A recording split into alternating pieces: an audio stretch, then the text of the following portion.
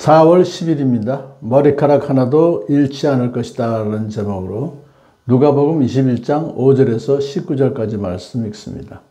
몇몇 사람들이 성전을 가리켜서 아름다운 돌과 봉헌물로 꾸며놓았다고 말들을 하니 예수께서 말씀하셨다. 너희가 보고 있는 이것들이 돌 한 개도 돌 위에 남지 않고 다 무너질 날이 올 것이다. 제자들이 예수께 물었다. 선생님, 그러면 이런 일들이 언제 있겠습니까? 또 이런 일이 일어나려고 할 때에는 무슨 징조가 있겠습니까? 예수께서 대답하셨다.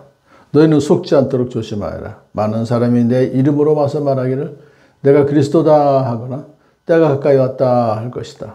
그러나 그들을 따라가지 말아라. 전쟁과 난리의 소문을 듣더라도 두려워하지 말아라. 이런 일이 반드시 먼저 일어나야 한다. 그러나 종말이 곧 오는 것은 아니다. 그때 예수께서 그들에게 말씀하셨다. 민족이 일어나 민족을 치고 나라가 일어나 나라를 칠 것이다. 큰 지진이 나고 곳곳에 기근과 역병이 생기고 하늘로부터 무서운 일과 큰 징조가 나타날 것이다.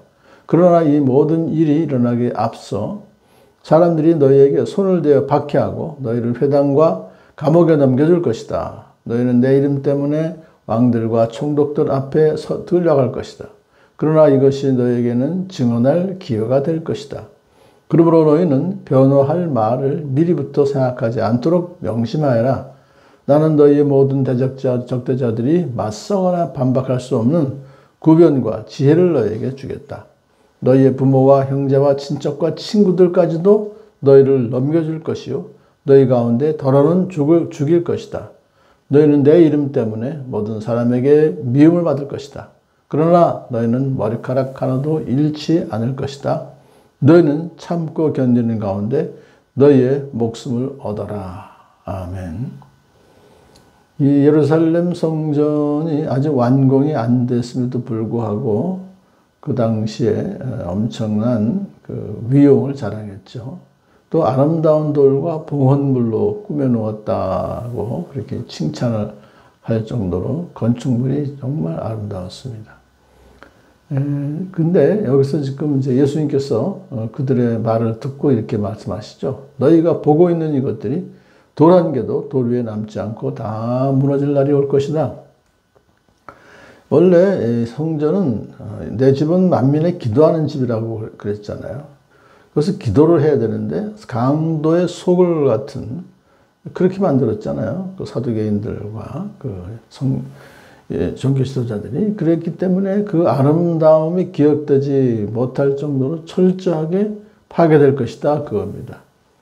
예수님께서 말씀하신 이 예언은 바로 AD 70년 로마의 디도 장군에 의해서 성취가 됐죠. 교회가 아무리 건물이 크고 화려하더라도 그 속에 불신과 욕심과 탐욕이 가득하다면 예수님께서 그것을 참 파괴하신다 하는 걸 보면서요. 오늘날도 교회의 외형이 작고 초라해도 그 속에 믿음과 사랑과 소망이 가득하다면 예수님이 기뻐하실 것이다. 자, 이제 제자들이 이제 예수께 묻습니다. 선생님, 그러면 이런 일이 언제 있겠습니까? 어떤 징조가, 무슨 징조가 있겠습니까? 자기들은 납득이 안 가는 거예요. 이 성전이 하나님이 함께 하시는 곳인데 왜 그것을 파괴가 된단 말인가? 그리고 엄청난 그 웅장한 건물이 그렇게 질문을 했을 때 대답하시죠. 너희는 속지 않도록 조심해라. 많은 사람이 내 이름으로 와서 내가 그리스도다, 내가 메시아다, 또 때가 가까이 왔다. 종말론, 시한부 종말론자들이고 또 거짓 예수, 가짜 예수들이 많이 온다. 가짜 메시아가 많이 올 것이다. 그러나 그들을 따라가지 말아라. 이 예언은 AD 70년에 일어날 그 일을 그 전에 일어날 징조를 이렇게 예언하셨지만 오늘날도 그대로 적용되는 거예요. 마지막 때가 되면 이런 일이 벌어진다 이겁니다. 전쟁과 난리 소문도 들어 두려워하지 말아라. 이런 일이 반드시 먼저 일어나긴 나야 되지만은 종말이 곧 오는 것은 아니다.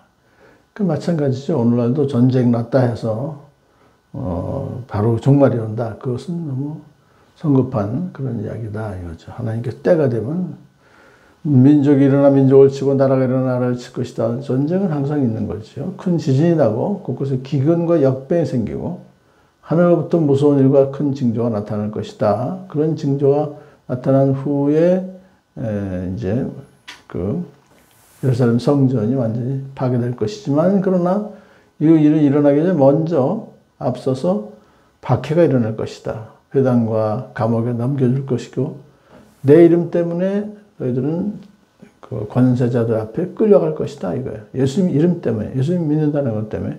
그러면 그 당시로서는 지금 뭐보다 훨씬 더 유대교가 강했기 때문에, 유대교를 믿는 공동체 안에서 예수를 믿는다라고 하면 바로 출교를 당하죠.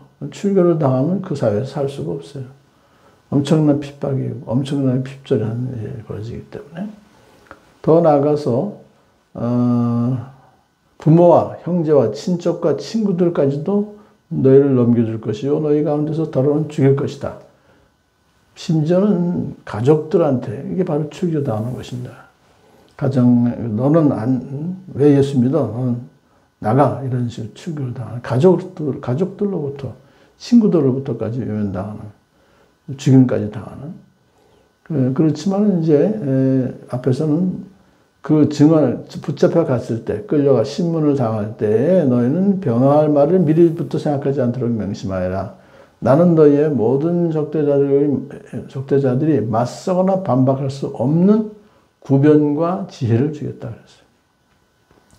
그러니까 무슨 말을 해야 될지 미리 걱정하지 말라 그거죠.